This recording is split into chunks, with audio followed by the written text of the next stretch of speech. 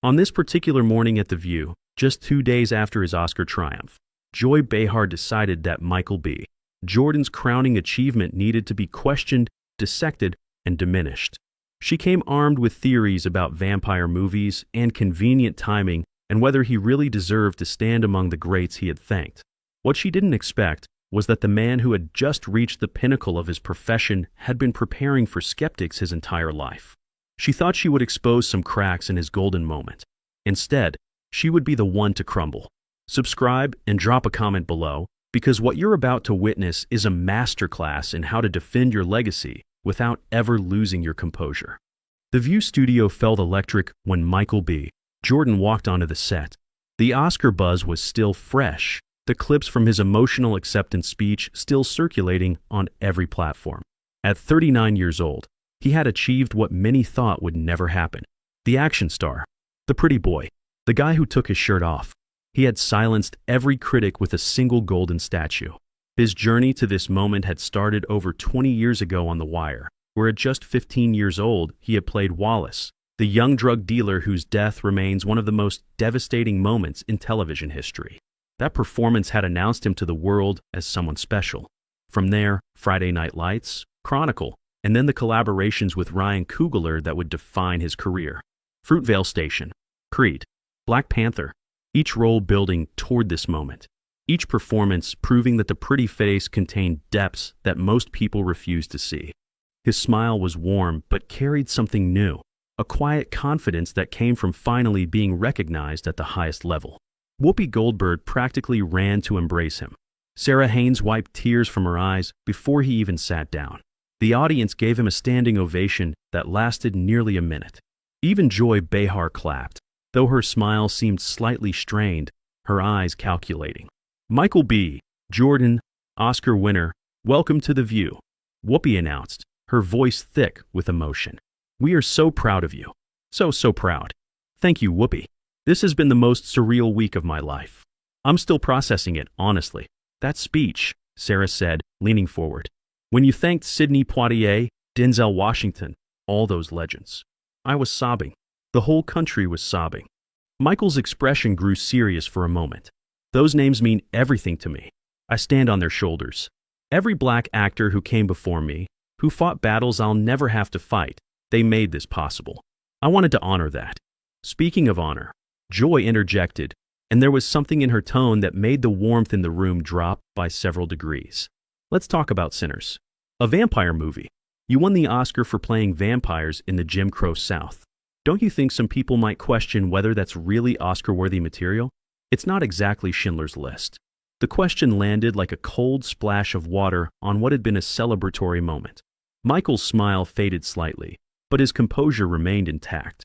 I think the Academy voters, who are industry professionals, decided it was Oscar-worthy. That's kind of how the process works, Joy. But you have to admit, the Academy has been criticized for trying to be more inclusive in recent years. Some people wonder if your win was about the performance or about checking certain boxes. The accusation was barely veiled. Sarah's mouth actually fell open. Whoopi's expression hardened into something dangerous. But Michael remained calm, his voice steady. Let me make sure I understand what you're asking. You're suggesting that the Academy gave me the highest honor in our industry not because of my performance, but because of my race. I'm not suggesting anything. I'm asking questions that people at home might be thinking. Are they? Or are you thinking them and projecting that onto an imaginary audience? The counter was precise and devastating. Joy's face flushed slightly. I'm simply pointing out that Sinners was a horror film, a genre film. Historically, those don't win Best Actor. So people are naturally curious about why this one did. Michael leaned forward, and there was something in his eyes now that suggested Joy had made a serious miscalculation. Let me tell you about Sinners, since you seem to have reduced it to a vampire movie. It's a film about two black brothers returning to the Jim Crow South after World War I, trying to build something in a world that doesn't want them to exist. The vampires aren't just monsters. They're a metaphor for the predatory systems that fed on black communities for centuries. The supernatural horror mirrors the real horror of what black Americans endured. He paused, letting that sink in. I play twins, two completely different people with the same face. Smoke is charming, optimistic, believes in redemption. Stack is hardened, cynical, carries the weight of everything they've survived. I had to create two distinct human beings and make audiences believe they were watching two different actors. That's not genre work. That's craft. But it's still fundamentally an entertainment film, Joy pressed. Not a serious drama about serious issues. What's more serious than black survival in America? What's more dramatic than two brothers trying to protect their community from forces that want to destroy them? Just because there are vampires doesn't mean the themes aren't real. Get Out had horror elements. It was nominated for Best Picture. Jordan Peele won for Best Original Screenplay. Did you question the validity of that? Joy shifted uncomfortably. That was different. How? How was it different? Because you'd already decided that my work doesn't qualify for the same consideration? The studio was absolutely silent now. Michael hadn't raised his voice. He was dismantling Joy's argument with surgical precision, and everyone watching could see it happening. Let's talk about the actual performance, Michael continued. For 6 months, I studied twins. Real twins. How they moved differently despite looking identical.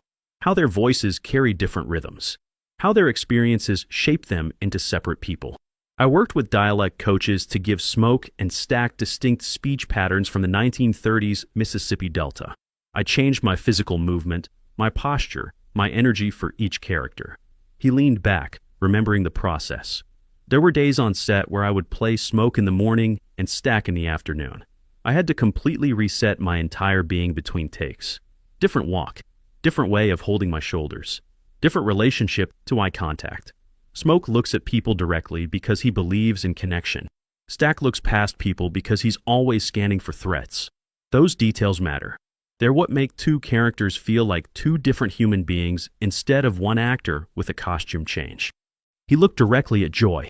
Ryan Coogler and I have been working together for over a decade now. This is our 5th film. He knows what I'm capable of, and he pushes me beyond what I think is possible. For Sinners, he told me, I need you to make people forget they're watching the same person. That became my mission. Every day on set, that was the standard. He paused. 16 Oscar nominations, the most in Academy history. 4 wins including Best Original Screenplay for Ryan, Best Cinematography for Autumn Durald Arkapaw, the first woman ever to win that award. $370 million at the box office. And you want to reduce all of that to a vampire movie that won because of identity politics? That's not journalism, Joy. That's dismissal. Joy tried to regain her footing. I'm not dismissing anything. I'm asking whether the timing was convenient. This was supposed to be Timothée Chalamet's year. Everyone expected him to win for Marty Supreme. Some people are saying you benefited from a split vote, from voters wanting to make a statement. A statement about what? About diversity, about representation, about giving the award to a black actor because it's been a while since one won in that category. Michael laughed, but there was no humor in it. Forrest Whitaker, 2007, Jamie Foxx, 2005, Denzel Washington, 2002, Will Smith, 2022. You want to know what those performances have in common? They were undeniable. The actors made it impossible to give the award to anyone else. That's what I did. I gave a performance that 3,000 Academy members watched and said, that's the one. Not because of my race, because of my work. He straightened in his chair. And by the way, Timothée Chalamet was one of the first people to stand up and applaud when my name was announced. Leonardo DiCaprio hugged me for a full minute backstage. Benicio del Toro kissed my hand. Those men, my competitors, showed more grace in that moment than you're showing right now. They understood that we were all doing the work, and one of us was going to be recognized. That's how this industry works when people have class. The word class hung in the air like an indictment. Joy's composure was cracking visibly now. I'm just asking the questions that need to be asked. Someone has to hold people accountable. Accountable for what? For winning an Oscar? For being recognized after 20 years of work? What exactly am I being held accountable for here? For the narrative. For the way this win is being framed as some kind of historic moment when really what? Michael's voice was quiet but carried across the entire studio. Finish that sentence, Joy. When really what? Joy was silent. I'll finish it for you. When really you don't think I deserve it. When really you think the Academy got it wrong. When really you believe that a black man winning for a genre film somehow cheapens the award. That's what you're dancing around, isn't it? That's not what I said. It's exactly what you've been implying for the last 10 minutes. And I want you to know something. I've been dealing with people like you my entire career. People who see the face and the body and assume there's nothing else. People who dismiss my work because I don't fit their idea of what a serious actor looks like. People who move the goalposts every time I clear them. He stood up, but not to leave. He stood to make a point. When I was on the wire at 15, I gave a performance that still makes people cry 20 years later.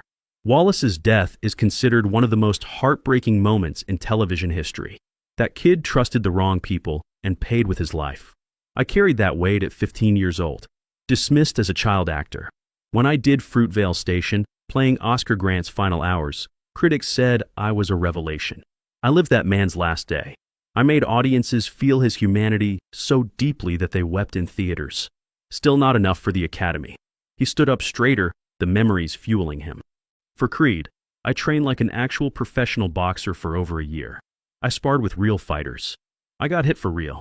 I transformed my body and learned a sport from scratch because that's what the role demanded.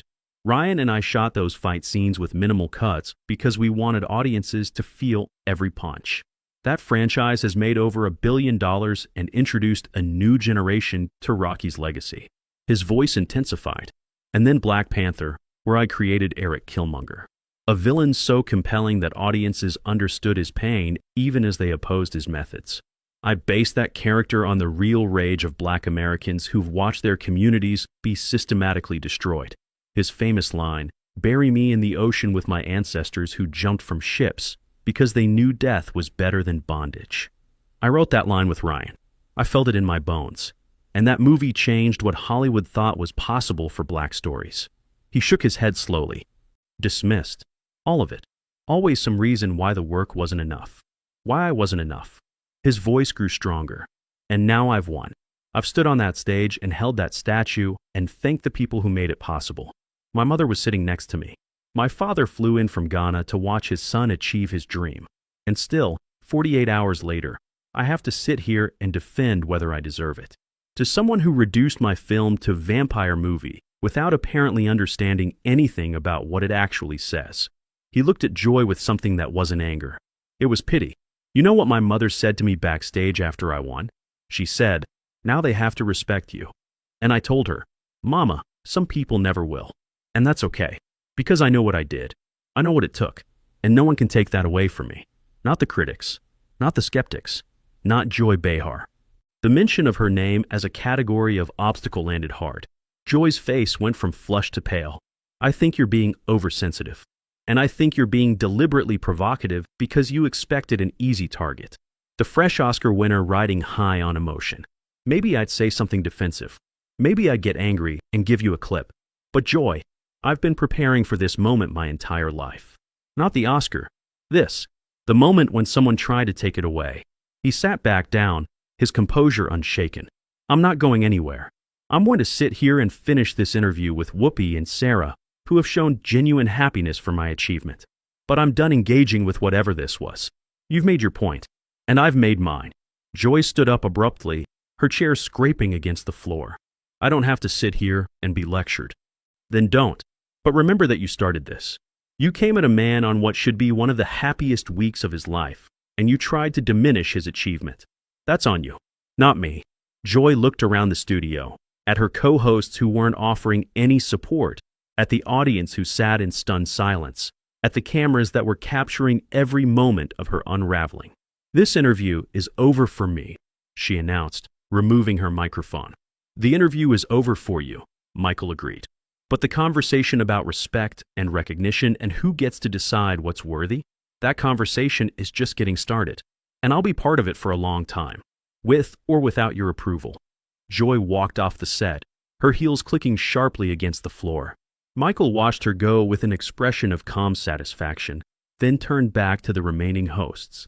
"I'm sorry about that," he said, his voice warm again. "This was supposed to be a celebration." "It still is," Whoopi said firmly. "Don't you dare apologize. What we just witnessed was a man defending his legacy with dignity. That's exactly what an Oscar winner should be able to do." Sarah Haynes wiped her eyes again. "I want to say something. What you did in Sinners was extraordinary. The scene where Smoke realizes what Stack has sacrificed to protect him? I couldn't breathe. That wasn't genre. That was pure, devastating human truth. Michael nodded, visibly moved. That scene almost broke me. Ryan shot it in one take because he knew I couldn't do it again. When I watch it, I don't see acting. I see everything I've ever felt about brotherhood, about sacrifice, about the things we do for the people we love. He paused, remembering something. You know, after the ceremony, I went to In-N-Out with my Oscar. Just sat there eating a burger, taking pictures with people. Because that's who I am. That's who I've always been. The kid from Newark who loves this work and loves connecting with people. The statue doesn't change that. It just means more people might finally see what I've been doing all along. He looked directly into the camera, and his voice took on the weight of everything he had just been through. To anyone watching who's ever been told their work isn't worthy, their achievement isn't real, their success is a quota or a trend or a fluke, I want you to know something. You don't owe anyone an explanation. You don't have to justify your excellence to people who've already decided to doubt you. The work speaks. It always speaks. And eventually, it speaks louder than every voice trying to diminish it. The studio erupted in applause.